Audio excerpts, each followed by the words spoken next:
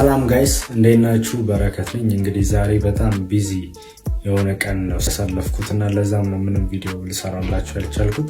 ግን እኔ ጀስት ምናምን አለ መሰላችሁ ሰው መቀየር ከፈለገ መጀመሪያ መቀየር ያለበት ሰርክሉን ነው፣ ሰራውንዱን ነው መቀየር ያለበት።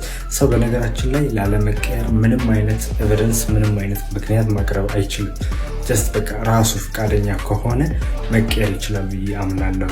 ምክንያቱም በጣም ብዙ ሰዎች ፍሮም ስክራች ተነስተው ከማይሆን ሰፈር ከማይሆን ቦታ ወጥተው ትላልቅ የሚባሉ ቦታዎች ላይ የደረሱ ብዙ በቅርበት የማውቃቸው ጓደኞች የምላቸው ሰዎች አሉና ስመጥቀስ ባልፈልግም ማለት ነው።